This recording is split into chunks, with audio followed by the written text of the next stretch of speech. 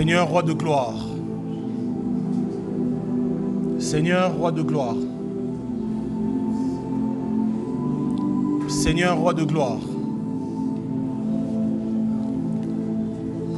Merci Seigneur pour ta présence en ce lieu. Toi le roi de gloire.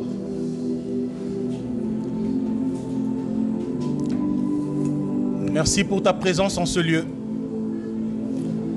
Toi le roi de gloire.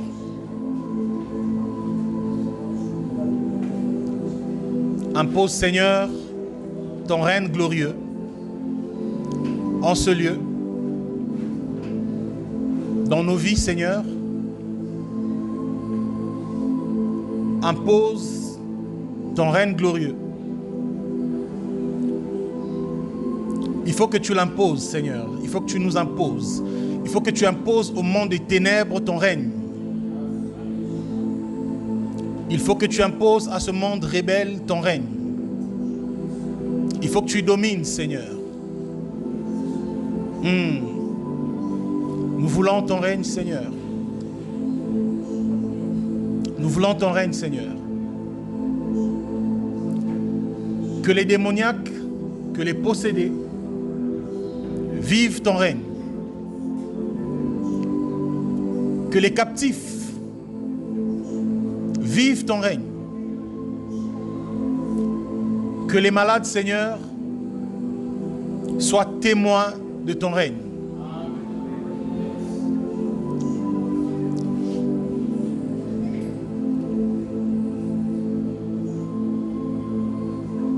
Répands, Seigneur, ton règne au travers du réveil de l'Église en ce temps de la fin.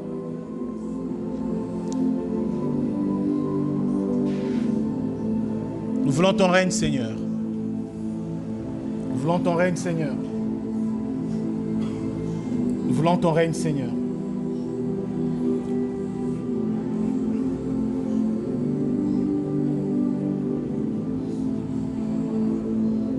Je te prie, Seigneur, de te saisir de moi,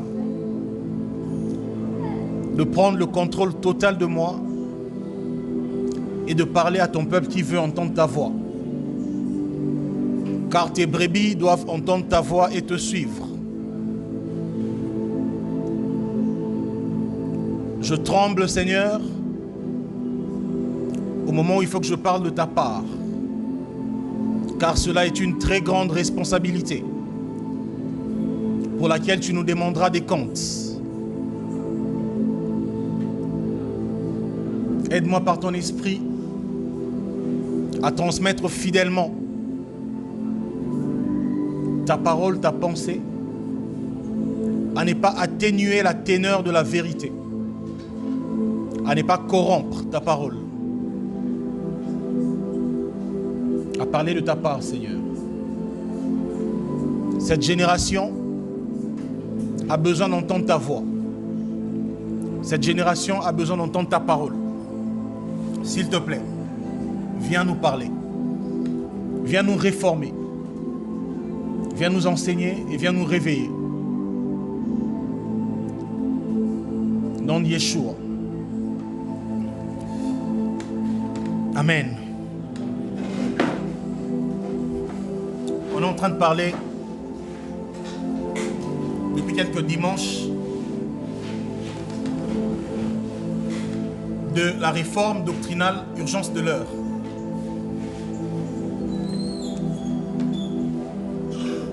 La réforme doctrinale comme étant une urgence, une nécessité de l'heure. Parce que le temps prophétique dans lequel nous nous trouvons est un temps très chaotique, est un temps de beaucoup de déformations et de beaucoup de falsifications. Et là où il y a la déformation et la falsification, il faut une réforme. Nous disons et nous assumons que l'évangile actuel est totalement corrompu. Je le dis et je le répète avec force, que l'évangile qui est prêché actuellement dans notre siècle, dans nos grandes églises, est totalement corrompu.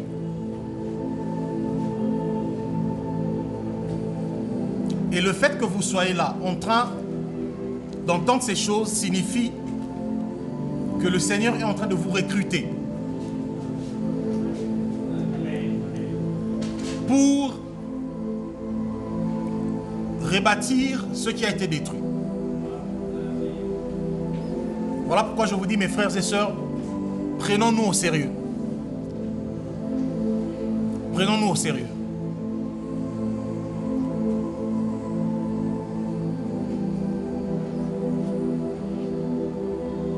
Le Seigneur a créé la terre, ainsi que toutes les nations qui s'y trouvent. Mais il va sélectionner une seule nation, la descendance d'Abraham, Israël. Mais ce n'était pas pour leur fierté, non. Dans le livre d'Exode, il dit, je vous ai choisi et je vous ai fait passer par l'Égypte, par l'incrédulité de Pharaon, afin que des prodiges, afin que j'accomplisse des prodiges, et que par ces prodiges-là, que mon nom soit publié dans toutes les nations. Lorsque le Seigneur choisit un groupe de gens, une minorité des gens, c'est pour qu'il leur confie des choses précieuses et que par ces gens, que son nom, ça veut dire sa doctrine, sa parole, sa révélation, soit répandue. Tu n'es pas venu pour entendre ces choses, écrire, enregistrer, retenir et ensuite aller retourner dans ta vie habituelle. Non. Le Seigneur te convoque parce qu'il veut que tu sois un agent du réveil. Parce qu'il veut que tu sois un instrument par lequel cette œuvre de réformation va se répandre.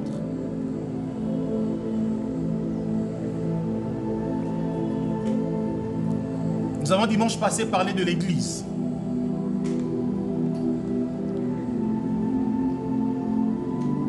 Parce que la réforme concerne l'Église, concerne l'Évangile. Et l'Évangile est donné à l'Église.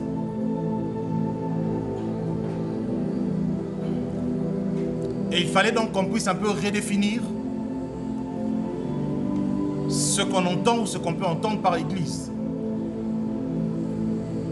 Parce que pour plusieurs, malheureusement,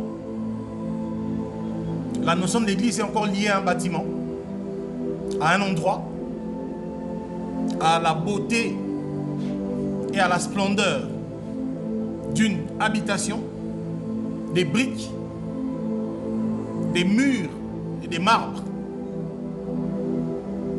des nombres d'étages et de la climatisation. C'est malheureusement ça que les gens appellent aujourd'hui Église. Et donc, on va prendre quelques questions avant de commencer. Et donc, cela est considéré abusivement comme Église parce que justement, on ne nous a pas dit c'est quoi l'Église. On ne nous a pas dit c'est quoi l'Église. Et donc les gens se sont retrouvés ou se retrouvent régulièrement dans un cadre qu'ils ne savent même pas définir. Et ça c'est mal. Parce que ce qui est mal défini sera mal pratiqué.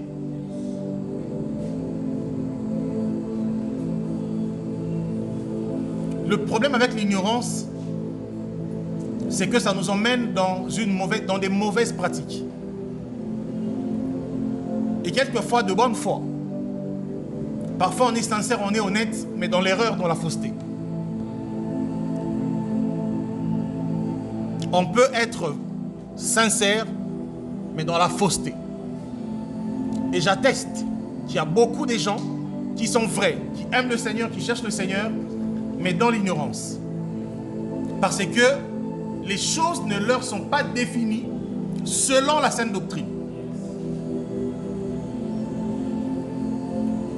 Voilà pourquoi c'est une responsabilité quand vous entendez ces choses. C'est une responsabilité. Vous êtes des lampes minoritaires que le Seigneur est en train d'allumer pour éclairer toute cette terre. Vous qui êtes ici, ainsi que d'autres enfants des dieux que le Seigneur est en train de réveiller de par le monde. Ensemble, nous constituons cette minorité des lampes, mais qui doivent éclairer.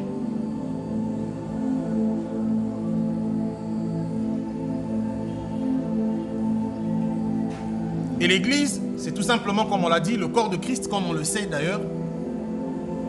Mais c'est une chose que de savoir, et c'est autre chose que de vivre ça. Tout le monde dit que l'Église est le corps de Christ. Mais très peu comprennent ce que ça signifie et ce que ça implique.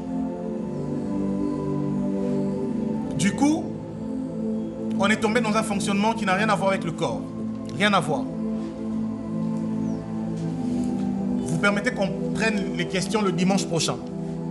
C'est bon? Il y a une question?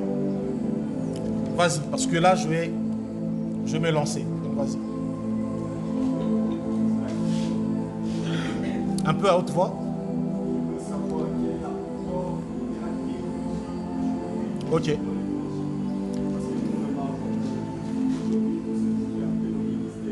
Ouais. Ouais.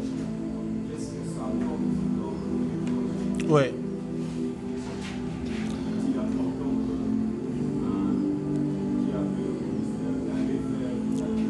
Ouais. Ouais.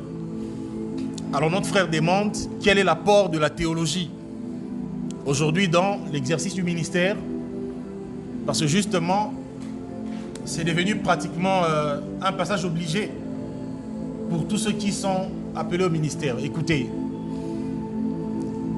on va dire les choses clairement et simplement.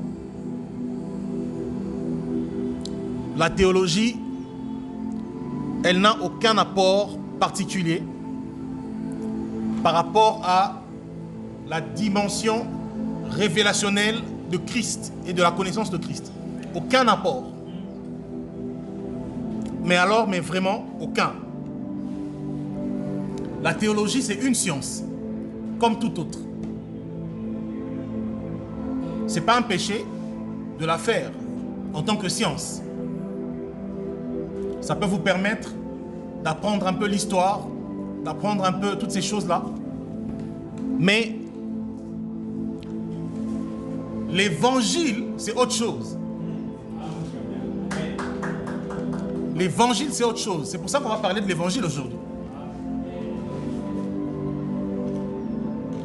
L'évangile, c'est autre chose. La question est simple, parce que la meilleure manière de répondre à certaines questions, c'est de questionner ceux qui nous ont donné cet héritage, les apôtres et les prophètes.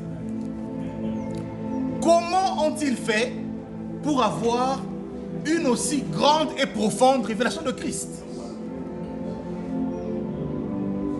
Écoutez, Paul était l'un des plus grands théologiens de son temps. C'était un grand pharisien. Et il est passé par l'école de Gamaliel, qui était parmi les plus grands docteurs de la loi de ce temps-là. C'était des rabbins, des gens qui expliquaient aux gens le Tanakh, donc les Écritures, au travers de tous les documents qui renferment l'enseignement judaïste, le Talmud, le Zohar, toutes ces choses. On aura un programme, on va expliquer ça.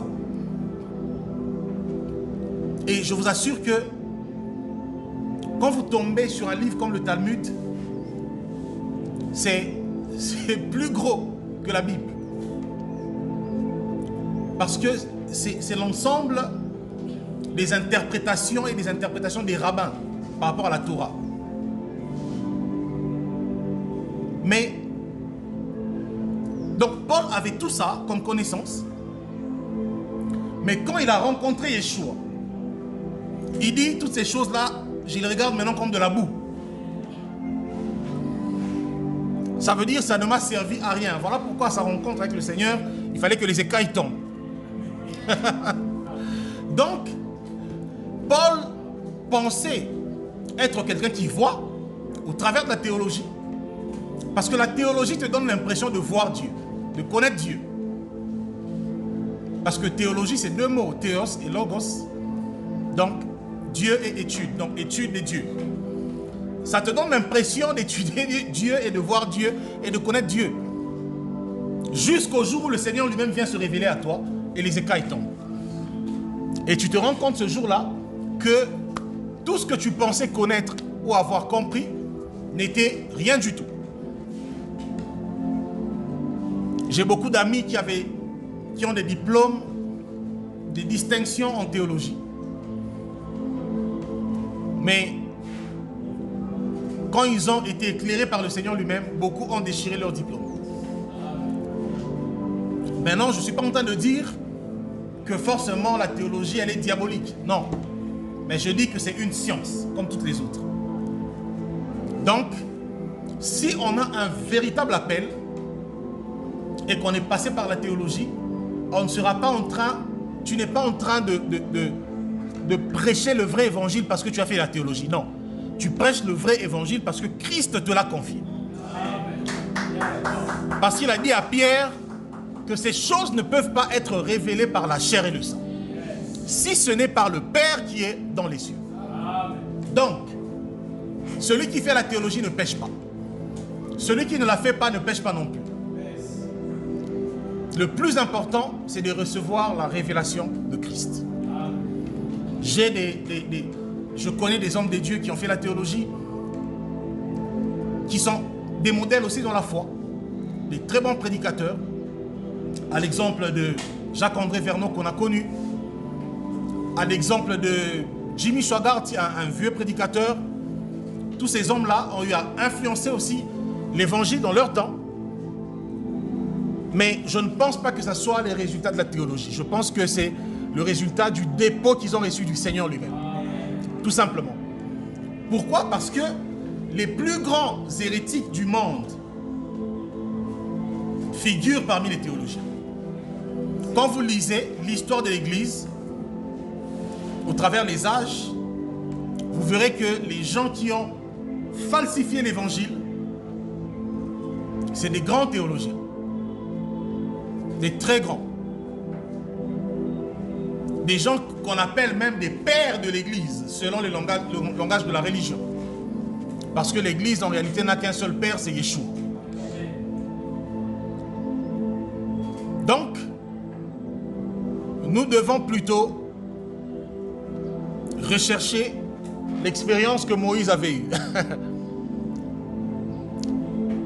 Un homme qui vit plusieurs siècles après la création, plusieurs siècles, mais à qui Elohim va confier la révélation de tout ce qui s'est passé dans l'éternité lors de la création. Est-ce que ça, la théologie peut te confier? Non. C'est ça. C'est ça. Jean a reçu l'Apocalypse. Hein? De quelle école théologique? C'est ça, frère. Lorsque Ésaïe dit « Te voilà tombé du ciel, astre brillant, fils de l'aurore », quand il parle de la chute de Lucifer, il dit « Tu as été précipité sur la terre ». Comment Ésaïe a appris ces choses qui se sont passées avant la création? Dans quelle école tu peux apprendre ça? Ça n'existe pas. Et il faut que le créateur du ciel et de la terre vienne vers toi et te confie ces choses. C'est pour ça que nous disons aux gens, la meilleure théologie, c'est la relation avec Yeshua. Pour le reste, le Seigneur passe par les uns et les autres, par des ministères de la parole, pour nous perfectionner, pour nous former. Éphésiens 4, 11 jusqu'en bas nous dit que le Seigneur a appelé les 5 ministères pour le perfectionnement des saints. Il y a des gens qui ont reçu des choses de la part du Seigneur afin de les confier aux autres, afin de former les autres, perfectionner les autres. Il n'y a pas de souci sur ce point-là. Et comment les apôtres faisaient-ils cela? Est-ce que c'était une affaire d'école où les gens vont payer les frais scolaires? Non. Parce que déjà quand on dit école, si ce n'est pas une école dans le sens du discipolat, ça devient une école en tant que business. Or, ces choses, le Seigneur a dit, vous les avez reçues gratuitement, donnez-les gratuitement. Donc, là où déjà il n'y a plus l'esprit de la gratuité, eh bien, l'esprit de l'évangile aussi se retire. Eh oui. Eh oui. Donc, la théologie, ceux qui vont la faire, ils vont payer leurs frais académiques et tout le reste. C'est vraiment une école, une science humaine. Une science, c'est même pas une science spirituelle, non, c'est une science humaine. Parce que là-dedans, vous apprenez aussi la philosophie. On vous enseigne aussi Socrate. On vous enseigne aussi Platon. Ici, là, il n'y a pas de place pour Socrate, frère. Parce que nous n'enseignons pas la sagesse des hommes.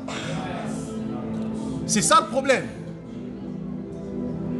J'aimerais dire qu'entre l'évangile et la théologie, l'écart est trop grand. Je sais que beaucoup, quand ils vont suivre cet enregistrement, ça va choquer, mais c'est la stricte vérité. Frère, je suis un amoureux de l'évangile. J'ai trouvé dans l'évangile des merveilles, des trésors. Et plus tu comprends l'évangile, plus tu as envie de creuser. Et plus tu creuses, plus ça donne même la science. Je vous dis, l'évangile, ça te donne la science et spirituelle et humaine. Je vous dis, il y a tout ici. Il y a tout. Les théologiens, et eux, ils vont faire ça pour être pasteur et tout ça, pour savoir prêcher. Mais je vous dis qu'il y a plus que ça ici. Tu veux être bon prophète, pasteur, apôtre, docteur, l'évangile. Tu veux être chantre, l'évangile. Tu veux être bon, même politicien, l'évangile. Tu veux être bon homme d'affaires, l'évangile. Tu veux être bon avocat, magistrat, l'évangile. Tu veux être bon astronaute, scientifique, l'évangile. Parce qu'il y a des astronautes, il y a des Américains qui sont allés dans la Lune. Et quand ils sont descendus, ils ont rendu un témoignage de l'authenticité du livre des Job. Ils ont dit les choses qui sont écrites dans la Bible. Par rapport aux astres, on a vu ça. Papa, Job n'était pas physiquement dans la Lune. Comment il a vu ces choses? L'établissement des astres. Comment il a vu ça? C'est là qu'on doit aller. Des choses beaucoup plus excellentes. Et je vous dis, vous ne pouvez pas influencer ce monde avec la science humaine. Non. Elle peut vous servir, mais à très peu de choses. Mais la révélation de Yeshua vous donnera tout ce dont vous avez besoin. Tout, absolument tout.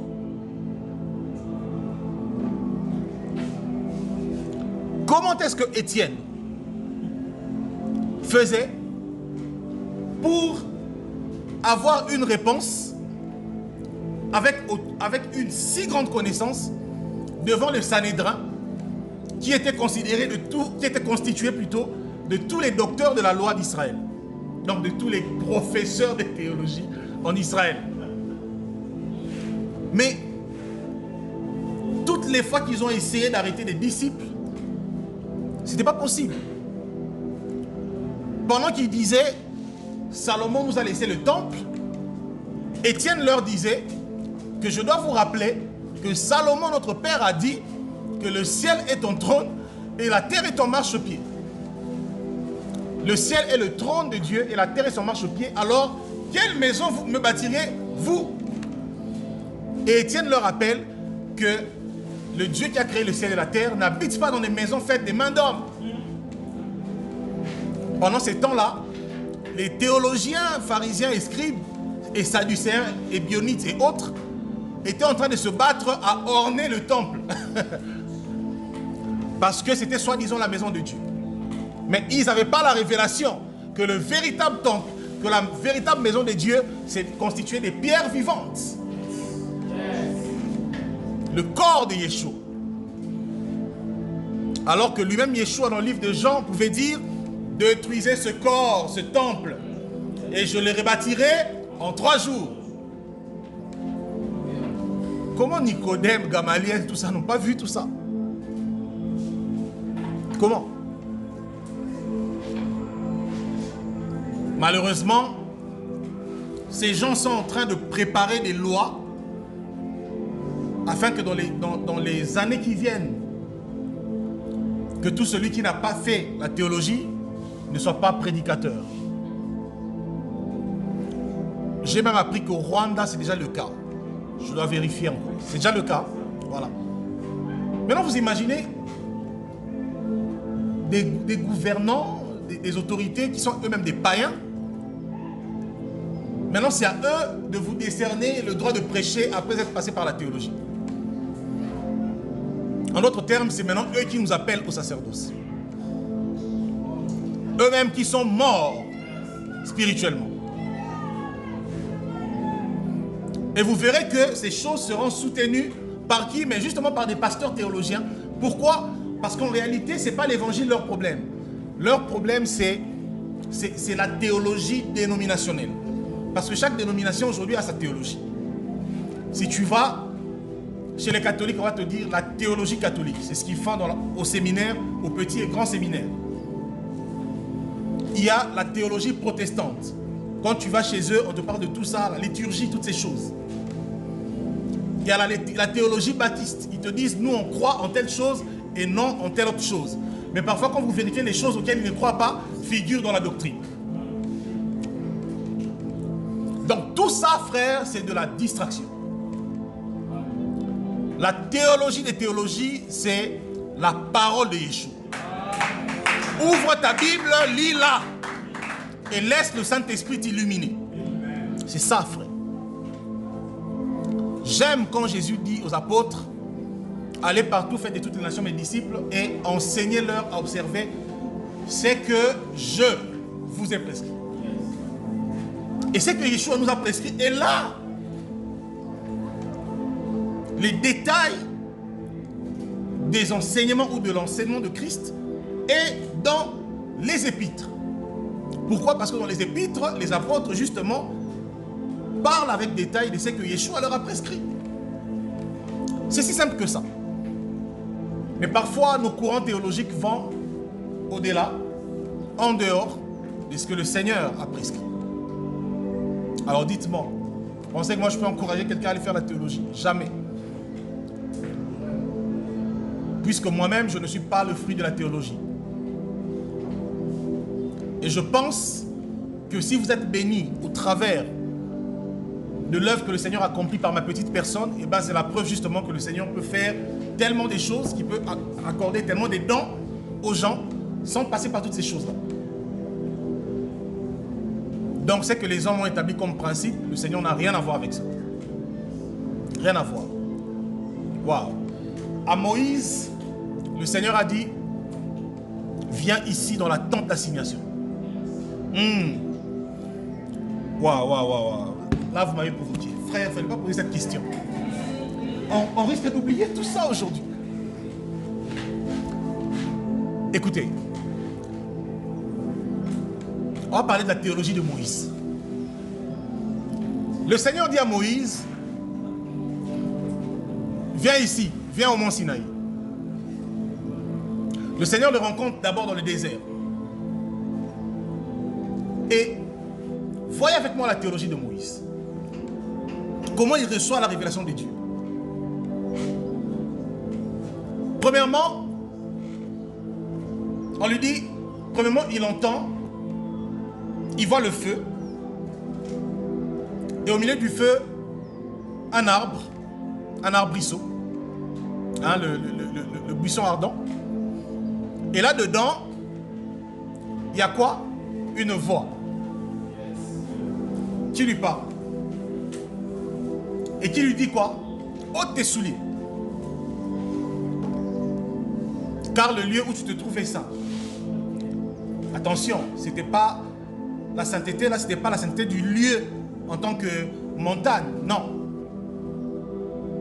C'était la présence de celui en face de qui il était, qui rendait ce lieu-là saint.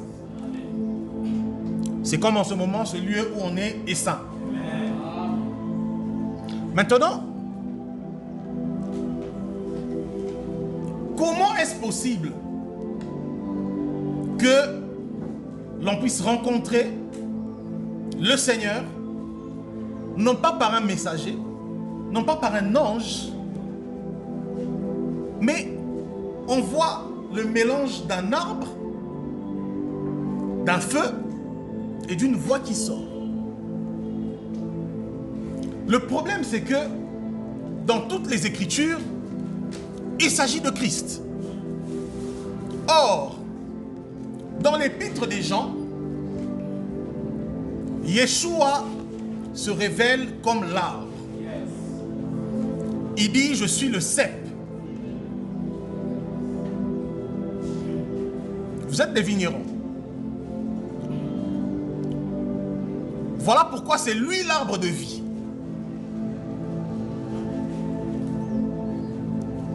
On va y aller, on y va. C'est lui l'arbre de vie. Est-ce que vous ne comprenez pas pourquoi un arbre peut être protégé par des anges?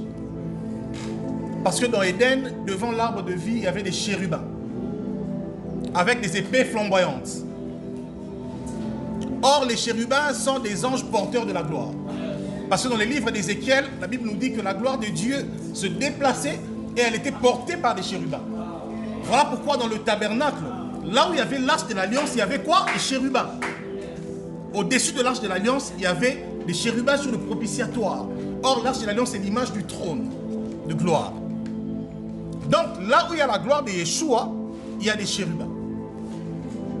Voilà pourquoi, devant l'arbre de vie, il y avait des chérubins, frère. Et maintenant, l'arbre se présente devant Moïse. Voilà pourquoi l'arbre ne peut que parler. Parce que l'arbre est la parole. Jean chapitre 1er est clair. Où est ça? Et maintenant, mais cet arbre-là est aussi un feu. Parce que le feu a un double rôle. Le feu représente le jugement, mais le feu représente aussi d'ailleurs un triple rôle. Le jugement, le baptême, mais aussi la purification. Parce que dans les Écritures, nous sommes considérés comme de l'or qui doit passer par le feu afin de briller davantage. Alors pourquoi Moïse, en tant que or, devait rencontrer le feu afin que son identité nouvelle commence? Parce que jusque-là, Moïse était un homme avec des promesses d'Élohim, mais n'étant pas encore passé par le feu, il ne pouvait pas devenir cet or qui brille et qui rentre dans cette fonction-là.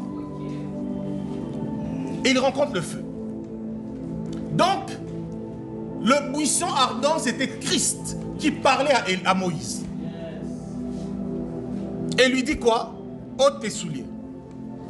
Or, les souliers, selon Éphésiens chapitre 6, c'est ça, non? C'est quoi? Les ailes. Ça dit que quand on le rencontre, il y a un zèle qu'on doit ôter. Or, lorsque le Seigneur nous ôte quelque chose, c'est parce qu'il veut nous revêtir d'un autre. La Bible nous dit dans les Actes des Apôtres que Moïse était instruit dans toute la sagesse égyptienne. Donc Moïse connaissait la magie égyptienne, les cultes des idoles, de Iris, d'Osiris, de Apis et tout ça. Et il fallait que tout ça soit ôté lors de la rencontre. Et maintenant, lorsque c'est ôté, il va recevoir des armes nouveaux. Il va recevoir quoi? La parole et il va recevoir le bâton. et va recevoir la Torah. Voilà des choses qui caractérisent un peu le ministère de Moïse. Et voilà comment un ministère si influent, je pense que c'est l'un des plus grands ministères, si pas le plus grand à part celui de Christ, c'est Moïse, dans l'histoire de l'humanité. Mais voilà comment cette personne va expérimenter des choses qui constituent sa théologie. Frère, si l'évangile, si la théologie devient une affaire intellectuelle, si l'évangile, j'allais dire, devient une affaire intellectuelle, si ce n'est plus une folie, alors il y a un problème. Or, ce qu'on va apprendre là-bas, c'est justement des histoires intellectuelles. Des histoires intellectuelles, je peux les apprendre même seul. Tu peux les apprendre. Aujourd'hui, avec Google, avec tout ça, tu peux aller sur Internet, tu tapes Galilée, c'était quoi? C'était où? Comment les gens vivaient? Tu as l'histoire. C'est ça, au fait. Mais l'évangile concerne la révélation de cet homme. C'est ça, frère. L'évangile, c'est lorsque Élie déchire le taureau. C'est lorsqu'il dépose le manteau, il s'en va. Tous les mystères qui sont cachés derrière ça. C'est ça l'évangile. Et jamais dans un examen, un prof peut être là et te dire « Explique-moi prophétiquement la scène de Élie et Élisée. » Non.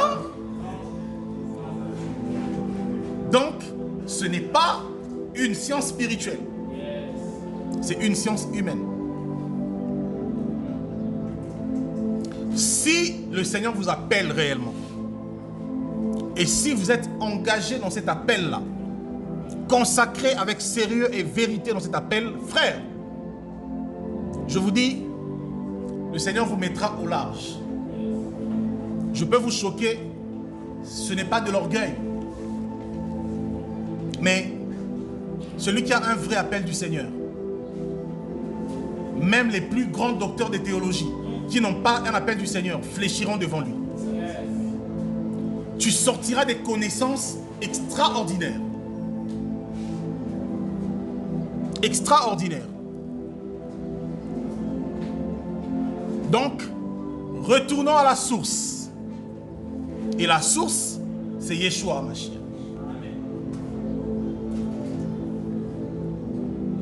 Lui, quand il voulait révéler des grandes connaissances à un prophète, il lui disait, monte ici. Waouh! Il disait pas, va à l'école. Non. Il disait, monte ici. Le problème, c'est que tu veux aller à l'école, mais tu ne veux pas monter. Écoutez, écoutez, écoutez. Jacob a eu une vision. Il a vu une échelle qui reliait le ciel et la terre, frère. L'échelle, elle sert à quoi? À monter. Mais montons. Montons. Parce que Paul dit que nous sommes, au moment où nous sommes physiquement sur la terre, là, nous sommes assis avec Christ dans les lieux célestes. Donc nous sommes montés. Le problème, c'est que ces choses, elles ne nous sont tellement pas prêchées que c'est devenu des théories. Je peux commencer à parler de Christ maintenant jusqu'à demain matin et à répondre à toutes les questions que vous allez me poser. Pas parce que je suis extraordinaire, mais parce que je suis assis à côté de lui dans les cieux en ce moment. Et donc il sera en train de me souffler des choses. Parce qu'on est ensemble. Mais quand on prophétise, quand on dit le Seigneur est en train de me dire frère qu'il y a telle chose, c'est quoi? Il te dit ça comment? Mais vous êtes ensemble. Vous êtes ensemble. L'évangile, c'est profond, frère. C'est plus profond que la magie. Hein? C'est plus mystérieux que le monde mystique. C'est plus mystérieux que toutes les histoires mystiques de la Kabbale juive, de la franc-maçonnerie, tout ça. Frère, c'est des petites choses, ces histoires-là. C'est des petites choses. C'est des petites choses.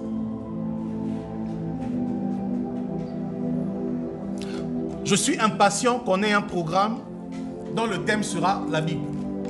Le thème sera la Bible. On va redéfinir, réexpliquer les choses. Et je vous assure que beaucoup vont être éclairés comme pas possible. On va expliquer c'est quoi la terre selon la Bible. Parce que beaucoup confondent la terre et le sol. Eh oui. Satan a été précipité où? Sur la terre. Ok. Ça veut dire que Satan et ses démons sont sur la terre. C'est juste une parenthèse. Hein? Je vais la fermer très vite. Mais Paul dans Éphésiens 6 nous dit quoi? Vous n'avez pas à lutter contre la chair et le sang, mais contre les principautés, les dominations, les esprits mauvais qui sont où? Dans les lieux célestes. Bon, ils sont où au juste? Parce que Ésaïe dit que Satan est sur la terre. Il a été précipité sur la terre. Paul nous dit qu'ils sont dans les lieux célestes. Or, Ésaïe et Paul ne se contredisent pas. Le problème, c'est que nous avons mal défini les choses.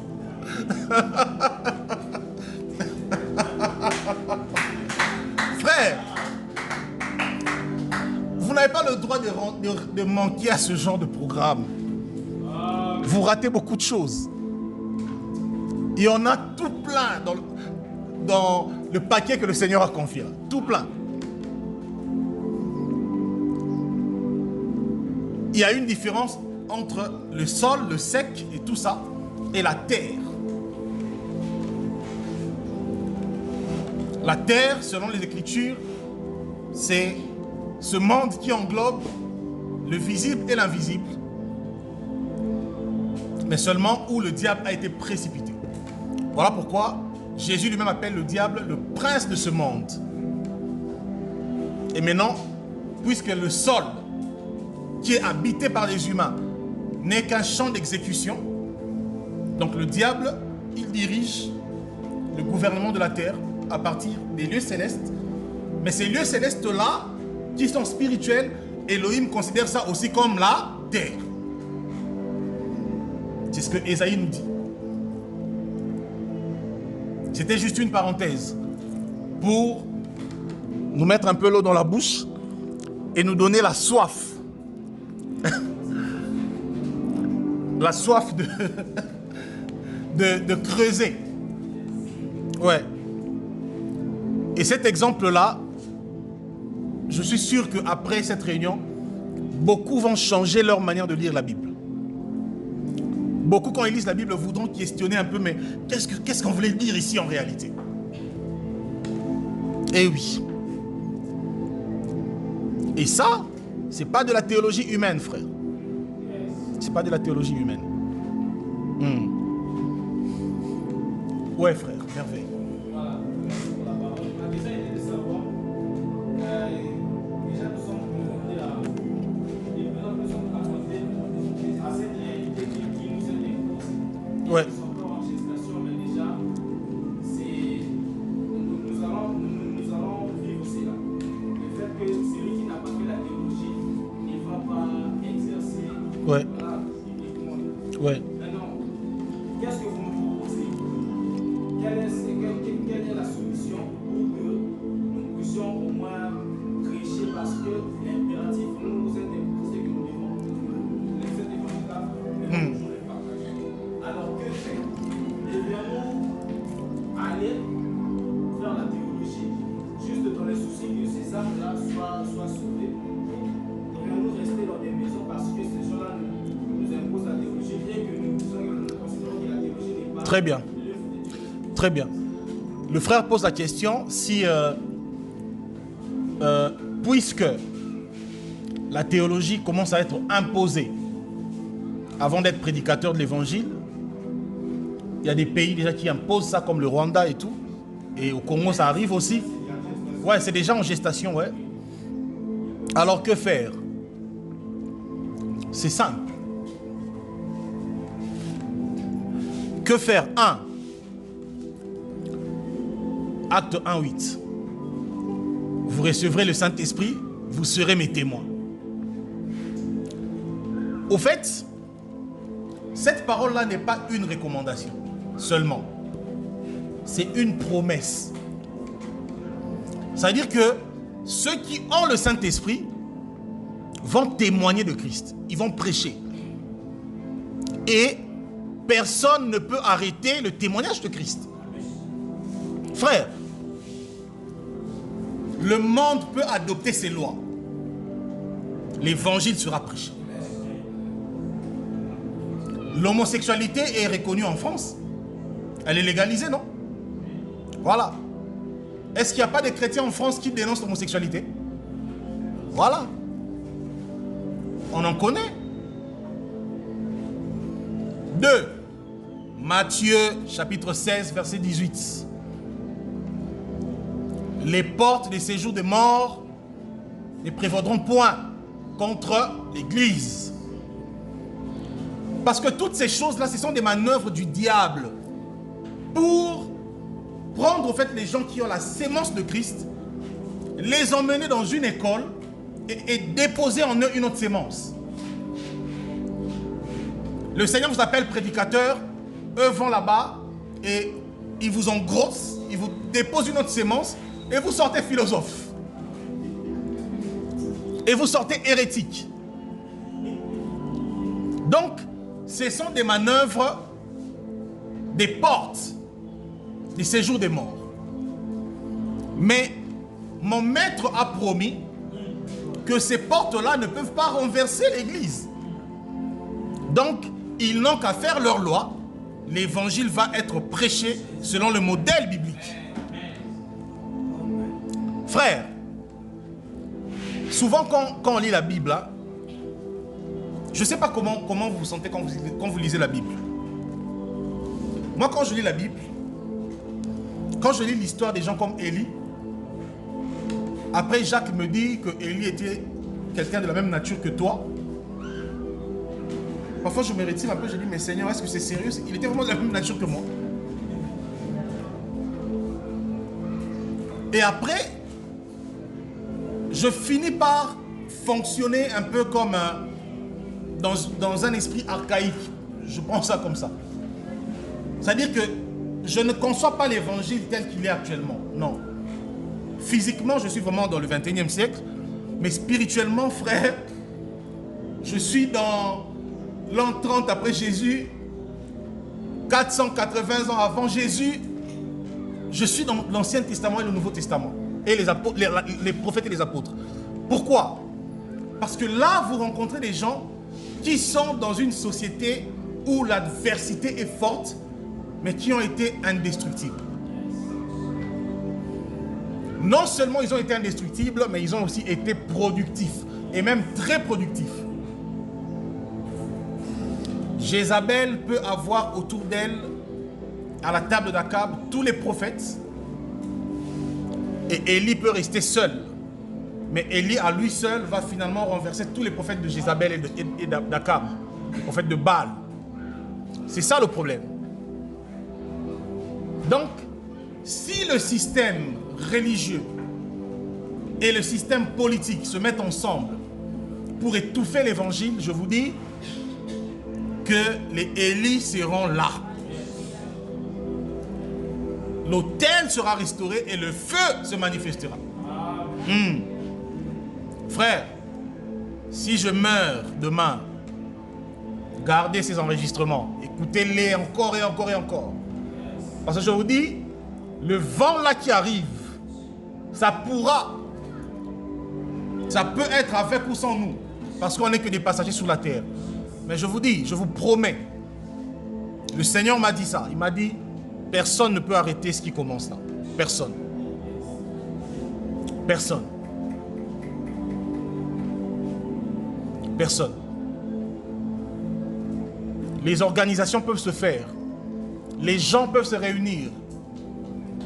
Écoutez, lorsque l'apôtre Paul est allé en Grèce, il a prêché l'évangile au point que la religion a été renversée. Tous ceux qui adoraient la Diane d'Éphèse et tous ceux qui fabriquaient des statues pour la religion en Grèce, ils se sont retrouvés en faillite. Au sein qui est connu en mari, nous avons Bangwazate. C'était ça. Si vous avez un liara, vous avez un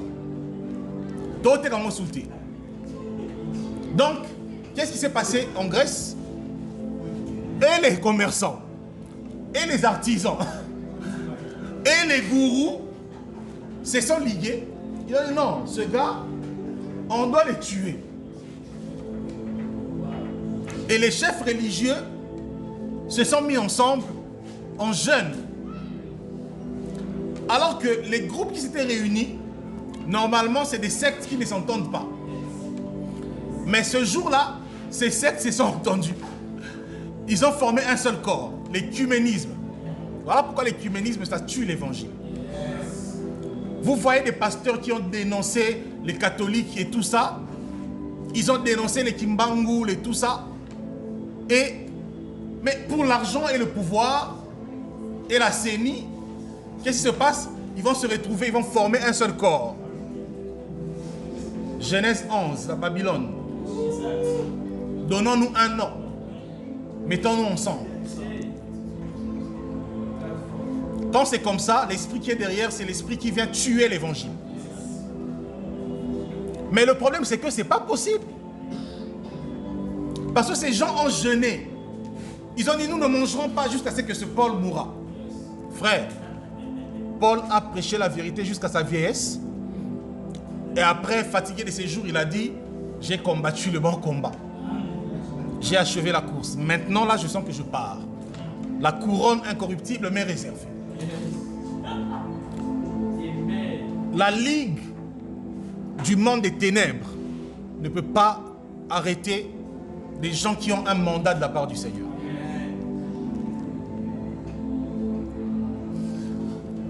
On va prier. Je pense que c'est tout ce que le Seigneur voulait qu'on partage aujourd'hui. Et c'est ça, être délivré de la religion. J'ai prévu un enseignement, on arrive, le Seigneur bouleverse tout.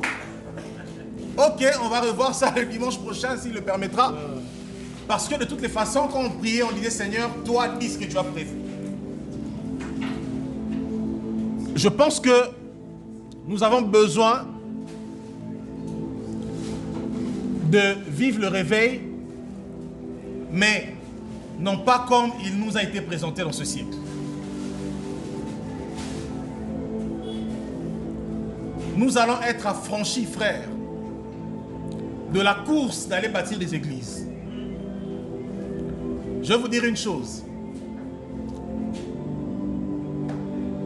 Je me sens tellement bien et souple en servant le Seigneur comme ça. C'est-à-dire que j'ai pas 4 murs là où, voilà, où après ça sera, non, daddy, tout ça, tu vois, ancien X a fait ceci, cela. Non. Oh non, on a des dettes, on ne sait plus payer parce que le partenaire ne veut plus, parce que tu avais dénoncé la polygamie, maintenant lui il est polygame, et puis maintenant, donc comme il est riche, c'est lui qui paye les loyers de l'église. Frère, là, quand un homme de Dieu, quand tu fonctionnes comme du vent, hein, c'est beau. Donc, là où il t'appelle, tu pars, tu fais ce qu'il te dit. Quand il te dit arrête-toi, tu t'arrêtes. Après, il te dit commence une chose nouvelle, tu commences. Et c'est ça. Et la preuve, c'est quoi? C'est que dans nos réunions, des pasteurs viennent pour apprendre. Alors qu'on n'a pas écrit une invitation. Très cher, respectable homme de Dieu, nous avons l'honneur de vous. Non. Ils ont juste compris que ces gens-là, ils ont la manne. Alors la manne, c'est pour nous tous, c'est pour le corps. Il faut qu'on la mange. Et ils sont venus. Et ensemble, on la mange. Je pense que si on était dans la vision des églises, de bâtir des églises et de nous enfermer chaque dimanche matin dans des programmes Belela Molimo Monsanto, Belela Makila, Belela Moto, Sala Siko Prière au Senga Masumu, pardon, et tout le reste. Après, tu reviens dans Moussal Nanzambe, et puis à la fin, tu reviens dans Mabonzala Bisso. Frère, chaque dimanche, vous n'êtes pas fatigué? La liturgie, la routine, c'est épuisant, c'est étouffant. Un jour, un homme de Dieu, un papa très, très connu dans ce pays, m'a écrit. Il m'a dit, je sais que tu es jeune en âge, mais je te considère comme serviteur de Dieu et je te demande, s'il te plaît, prie pour moi. Il dit, je me sens sec. Je me sens sec, je sens la routine.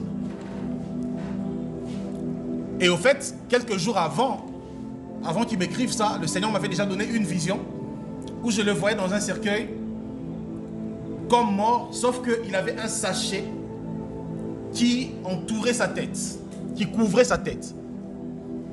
Je demandais au Seigneur, mais pourquoi quelqu'un qui est mort, mais on couvre encore sa tête? Le Seigneur me dit, il n'est pas totalement mort. C'est la religion qui veut l'étouffer et le tuer.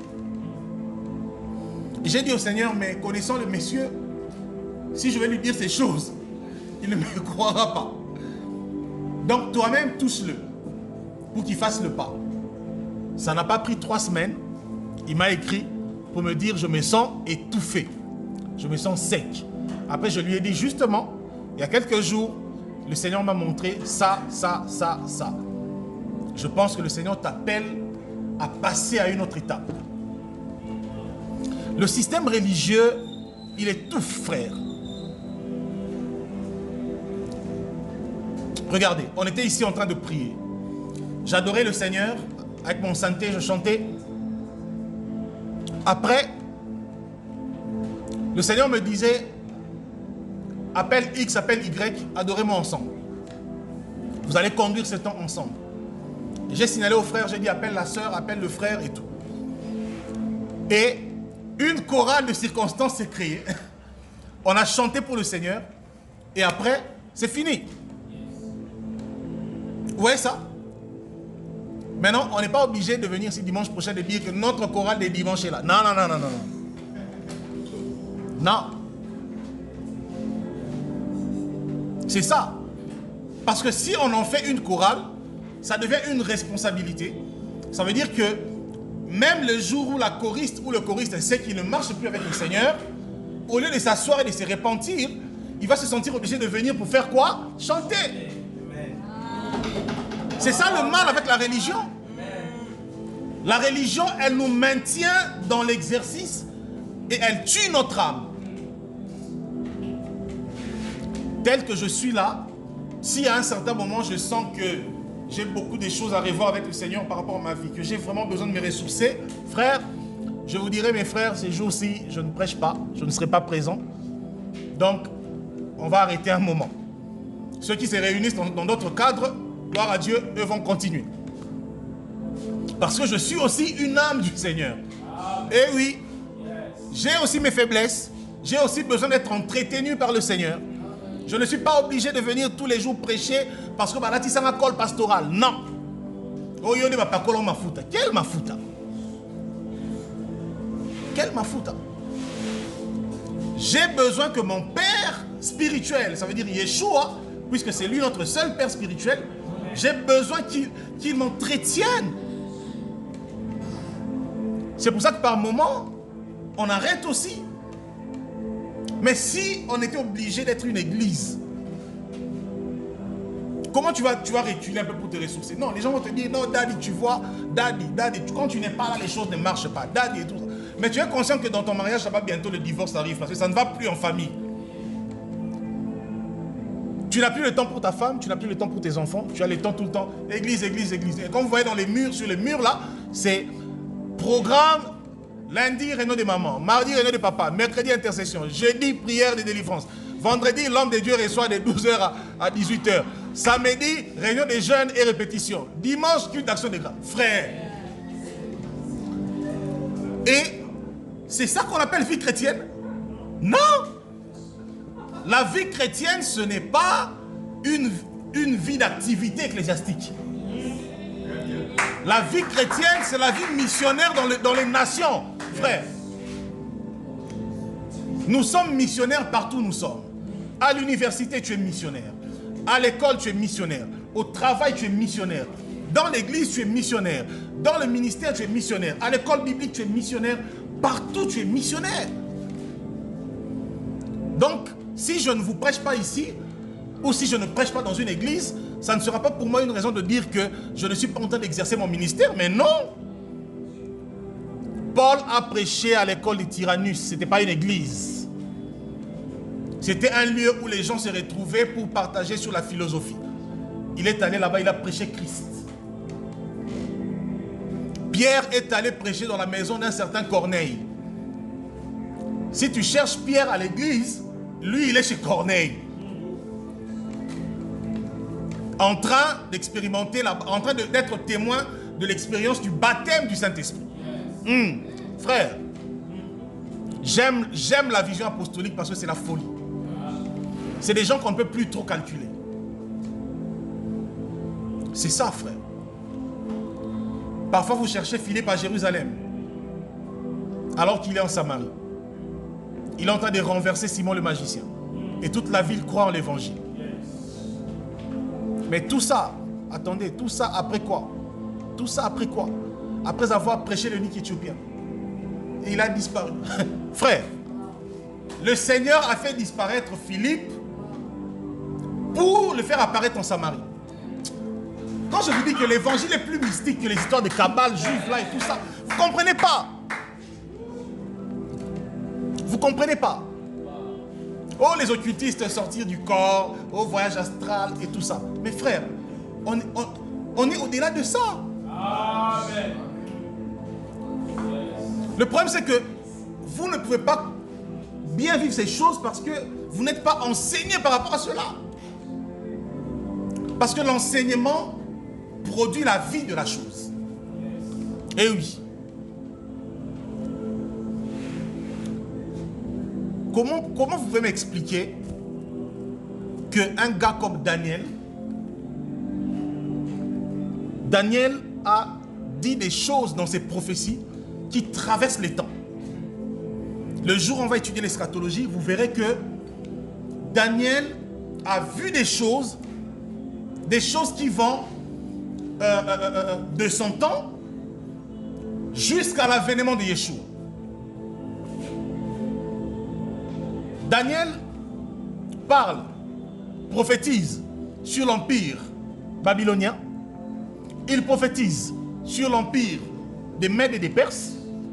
Il prophétise sur l'empire des Grecs. Et il prophétise sur l'empire romain. L'empire romain qui plus tard va devenir ce qu'on a aujourd'hui, l'Union européenne. Et Daniel a parlé de tout ça. Frère. Et vous lui demandez, Daniel, comment tu as reçu ça? Il te dit en vision. En vision. Et ensuite, le Seigneur nous dit, ok, je vais vous prouver que, je vais vous démontrer que ce n'est pas une affaire d'ancienne alliance.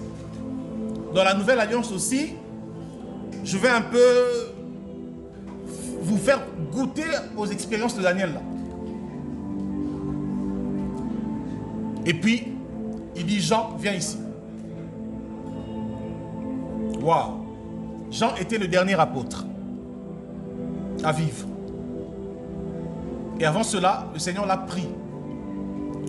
Jean était dans quelles conditions quand il recevait l'Apocalypse? Ses yeux étaient comment? Crevés. Il était en prison à l'île de Patmos. L'île de Patmos, c'est là où on arrêtait des brigands. Des hommes dont on avait peur de les voir traîner aux environs de la ville, dans des petits cachots. On les emmenait dans l'île, au milieu de l'eau, frère. Là où tu ne peux pas fuir. On a mis sur Otoboka. Bon, le Seigneur dit, ok, là vous m'avez aidé.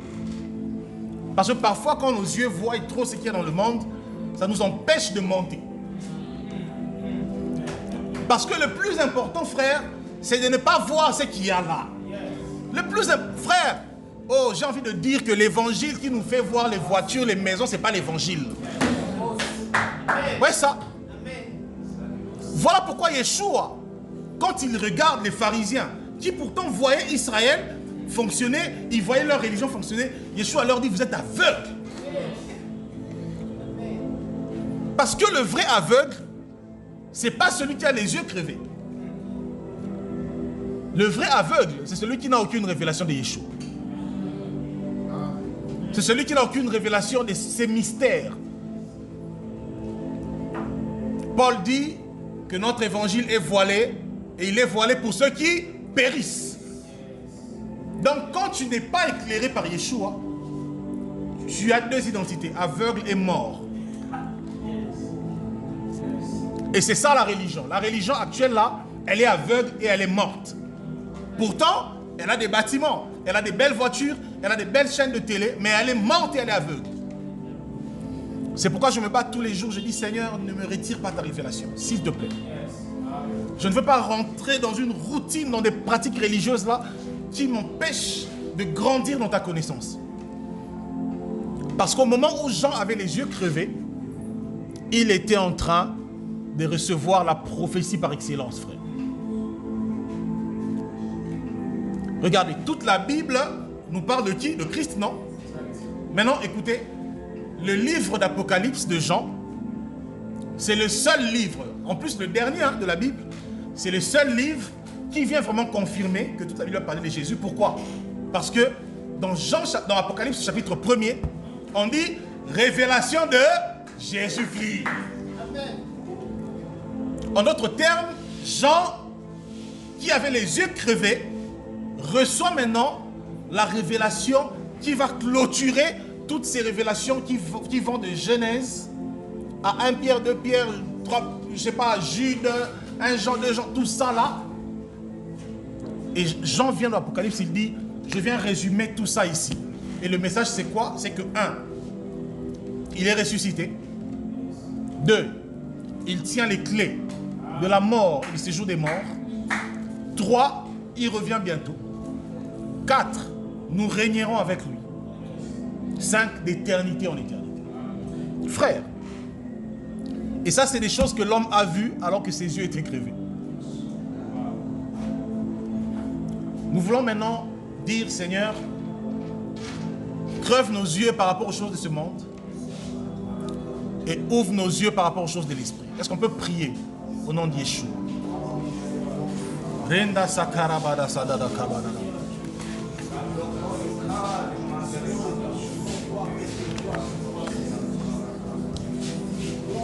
Rebede da da da baba baba sakarabada.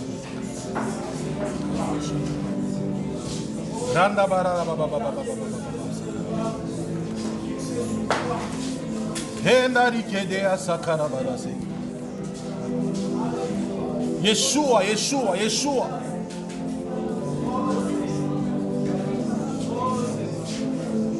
Nous t'aimons, Seigneur.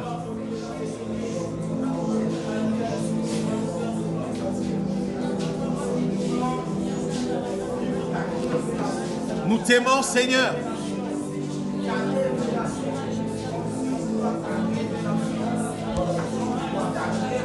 Nous t'aimons, Seigneur.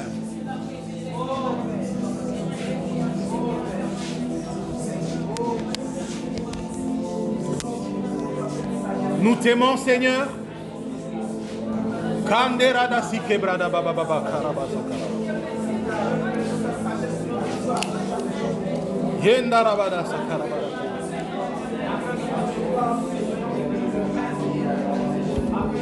Yendarabada mama mama baba.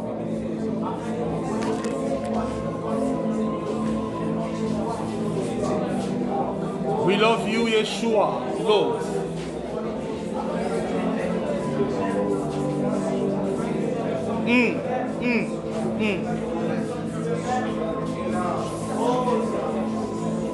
Yeshua.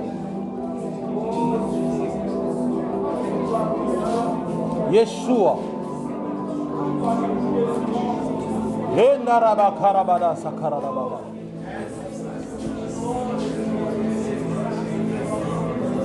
Que ton réveil, Seigneur, souffle dans nos vies. Viens nous illuminer, Seigneur. Viens nous éclairer. Viens nous éclairer.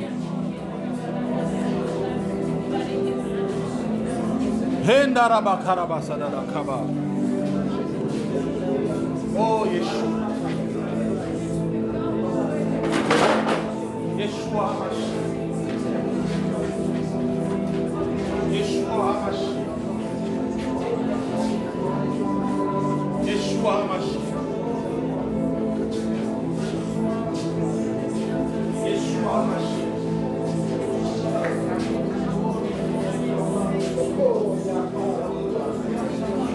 J'ai trop confiance en toi, Seigneur. J'ai trop confiance en toi, Seigneur.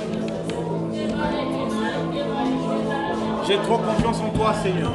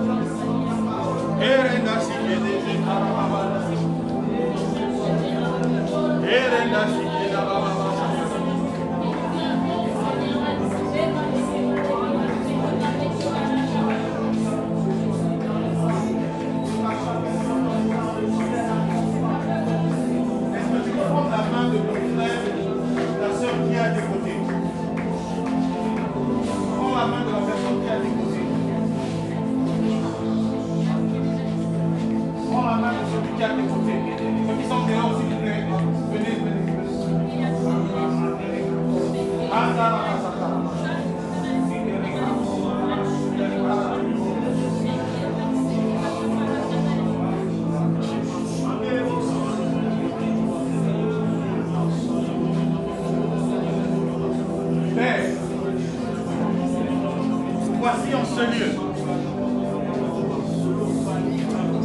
unis comme un seul homme, prêts à recevoir, Seigneur, le feu du réveil. Que le feu de ton esprit, Seigneur, nous traverse, Seigneur. Alléluia. Non, Seigneur Yeshua.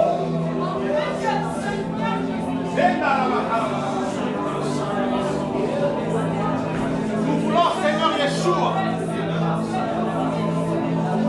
être saisis dans ton cœur.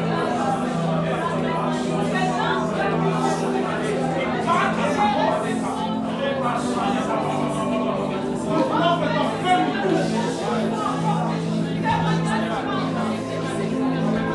Nous voulons que ce feu se communique entre nous, Seigneur. Que le feu de ton esprit nous soit communiqué. Que le feu de ton esprit nous soit communiqué.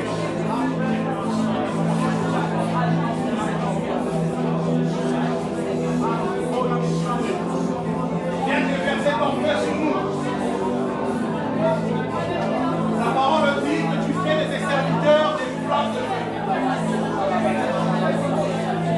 Nous voulons être des flammes de feu.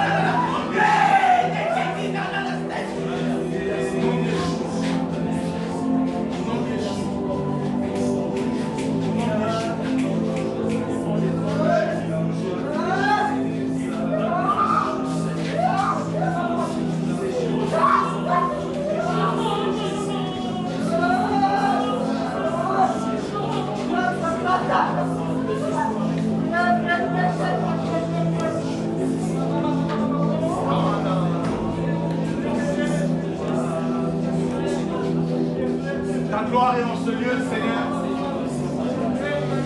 Ta gloire est en ce lieu, Seigneur. Ta gloire est en ce lieu, Seigneur. Ta gloire est en ce lieu, Seigneur.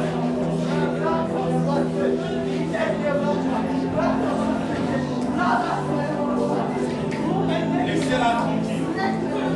Laissez-la tranquille. Laissez-la tranquille. Lâche-la.